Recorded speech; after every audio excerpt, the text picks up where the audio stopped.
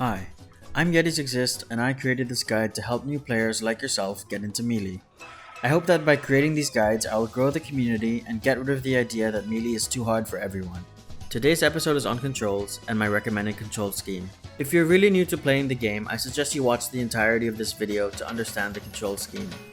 This recommendation is only for players who use GameCube controllers and use the standard grip as I do. I cannot comment on other types of grips such as claw because I do not use it, but I will acknowledge there are many ways to use a GameCube controller and each come with their advantages and disadvantages. The entire purpose of this video is to give you an understanding of why you want to press certain buttons over others. At the end of the day, you need to find out what is most comfortable and practical for you and allows you to do everything you need to do so that you have less relearning to do in the future. So let's talk about controls. As you can see at the top right hand side of the screen, I have my control scheme. Obviously the layout is different to an actual GameCube controller, so you will have to use the colors and shapes of the buttons to figure out which one I'm referring to. The gray stick on the left hand side of the controller is used for moving your character and inputting directions. Jamming the stick left or right will input a dash like so. Dashes are short bursts of movement where you're still able to change directions. When you change direction during a dash and continuously jam the stick in opposite horizontal directions, this is called a dash dance. So as you can see, I am pressing right and left at a pretty fast rate, and this is a dash dance. You cannot dash dance once you have gotten into your run animation, by the way. So let me explain first what a run is so you understand. If you jam and hold the stick longer in one direction, like this, you will go into run. And run is after your initial dash has been completed. So Fox's dash dance range is about this long. His dash ends at around this range. Once he goes past that range, he'll go into the run animation. So in the run animation, you cannot change directions immediately. You'll actually do a slow turnaround instead. Next, tilting the stick slightly in a horizontal direction will input a walk. As you can see, I can tilt the stick slightly to do a slow walk, or I can tilt the stick really hard and go for a faster walk. Just like this. Holding the stick down will input a crouch, and as you can see on the screen, Fox is crouching. I'm not moving at all, I'm just crouching. And then finally, jamming the stick up will input a jump. So every character has at least 2 jumps, and by that I mean you can jump once on the ground and you can jump once in the air. And the air jump is called a double jump. So if you press up on the stick, after returning it to neutral position, after the first jump, you can do another jump. You also want to know that holding a horizontal direction while in the air will change your aerial drift, like so. So if you hold forward or like diagonal, like after jumping, you will drift to one of the directions, to the direction that you're holding it towards. So I'm drifting forward here, I'm drifting backwards. This is important for aerials that we're going to talk about soon. So that's it for the control stick. Next, I want to talk about the jump buttons. The X and the Y are the gray buttons or the jump buttons, and not to be confused with the gray L and R button on the shoulders of the controller, but these should be labeled X and Y and are located on the face of the right hand side. And these buttons input jumps. Jumps are very important for vertical movement and doing aerials, so you will be using jump buttons a lot.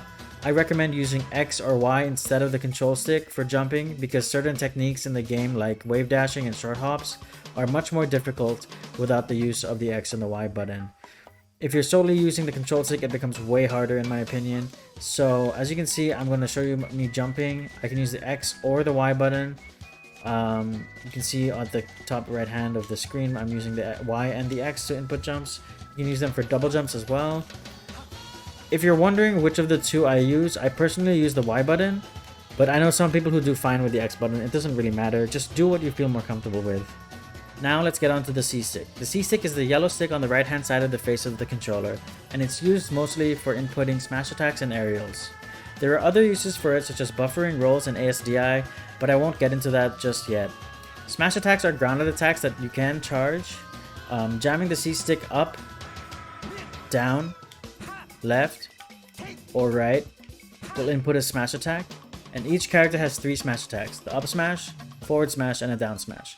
There is no such thing as a back smash. As you can see, the forward and backward smash are the same smash attack, but I'm turning around. It is important to note that you can do 4 aerials using the C stick while you are airborne. If you jump and then press any of the 4 directions on the C stick, such as down, up, left, or right, you will get a different type of aerial for each. Down air, up air, back air, or forward air. The back air and forward air depend on which way your character is facing. So if your character is facing to the right and you press forward, that will be a forward air. If your character is facing to the right and you press backwards, that will be a back air. The next button I want to talk about is the A button. The A button is the green circular button on the right hand side of the controller. There are many types of A moves in the game. If you are grounded and you just press the A button, you will get a jab like so. If you continue to press the A button rapidly, some characters will perform a rapid jab. Not all characters have this ability, some characters only have a jab. If you tilt your stick in any of the 4 directions, you will get a tilt, and then you can use the A button to do a tilt attack. For example, forward gives you a forward tilt, and backward gives you a forward tilt as well in the other direction. Down will start a crouch. You kind of have to press hard on down, it's not really a tilt in this case, but it will give you a crouch and then you can press A for a down tilt. If you press up slightly, you will perform an up tilt with the A button. I mentioned earlier that you can actually charge smash attacks. Well, you can only do this with the A button in conjunction with the control stick. When you jam the control stick in a direction and press the A button at the same time, you will get a smash attack in that direction. If you hold it, you'll get to charge it. You can only charge for a short amount of time, and it does not last forever, so it is important to know this because you do want to charge smash attacks at times. You can also use the A button for directional aerials, but I do not recommend this because you need to input a direction on the control stick in conjunction with the A button. This means you cannot drift backwards while doing a forward air or drift forward while doing a back air. Let me show you. If I try to drift backwards while doing a forward air, I will get a back air or I'll get a forward air that doesn't drift all the way backwards. This is why I recommend using the C-stick for aerials most of the time. Just make sure that you're using the C-stick when you want to do opposite drifts to the direction of your aerial. So if I'm doing a forward drifting back air, I'm gonna use the C-stick. Or if I'm doing a backward drifting forward air, I'm gonna use the C-stick as well. It's also important to note that there is one more aerial that we haven't discussed, which is the Nair. You can input the Nair while airborne by pressing no direction and then pressing the A or Z button. Like so. I believe that the Nair should be used with the A button or the Z button, it doesn't really matter to me. It also depends on what character you're using. I think Foxes would prefer using the Z button because it's just easier to do shield pressure with than using the A button. But I do the A button personally, I just couldn't relearn using the Z button after a long time of using the A button. Next is the B button. The B button is the red button on the right side of the face of the controller. Every character has 4 B moves. There is neutral B, for Fox it's lasers. There is side B, for Fox it's phantasm. There's down B, which is Fox's shine, and there's up B, which is Fox's Firefox. Up B is usually a recovery move. Some characters have projectiles in their B moves, and some don't. You gotta figure out what every character's moves are, and then that will also help you know how to counter them. The B button is the only button that actually allows you to do B moves, so there is no alternative, you have to use the B button, and yeah, you just have to get used to using that button. So the L and R buttons are located on the shoulders of the controller. These have a light press, which means you press it slightly before it clicks. As you can see, the bar on the top right near where my controller setup is slightly full, but if I press it all the way down, this is what is called a hard press. It's when you click the button all the way down and you hear the click. As you can see, the shield is now a full shield rather than a light shield. So the L and R triggers are where it can get a bit funky. Firstly, I will note that a common modification for controllers is removing the spring in one of the trigger buttons. This removes the possibility of a light press and allows you to do a full shield consistently for things like power shields. Even if you do not have a modded controller, I recommend using this layout just in case you eventually do mod your controller, and just because I think it's easier to do things like wave dash out of your shield with this layout. If you want to shield, you have to press the L or the R button. I use the L button because I'm left-handed and I think that it's more natural for me to use the L button. I see a lot of right-handed players use the R button though, but whichever your shield button is, it should be your hard press trigger, which is the one that you might mod in the future, and it's just call this trigger 1 for now. If you want to input a roll, you have to hard press the shield button and then press right or left on the control stick or the C stick. It's important to note that the C stick will give you an instant roll as fast as possible, and will buffer the roll no matter what, and you can hold it down. So if you're getting attacked and you're already holding the C stick, after the attack you will roll as soon as possible. The control stick is just on your timing, like you need to time it pretty well to do it. So I recommend using the C stick for buffered rolls as much as possible.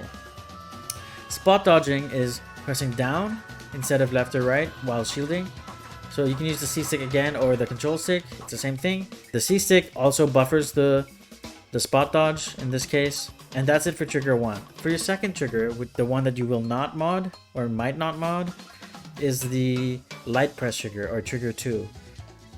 This will be used for wave dashing because it's easier to wave dash out a shield with 2 triggers. So you can shield and then wave dash out like so. It's easier to do that than using 1 trigger for both the wave dash and the shield. You don't know how to wave dash yet, so don't think about it much now, but just know that the light press trigger is the one that you want to wave dash with. You want to use that to L cancel as well, because L canceling is better or more optimal with a light press. And light shielding as well, if you ever use light shield, you can use that trigger as well. You can also use it for air dodging, since you'll be wave dashing there, because a wave dash is basically an air dodge into ground. And an air dodge is done by being in the air and then pressing the L or R button fully down, hard pressing it. Spot dodging and air dodging basically make you immune to all attacks and grabs for a brief period, and if you're air dodging, you can air dodge to a direction like so. All you have to do is hold the direction you want with a control stick when you air dodge.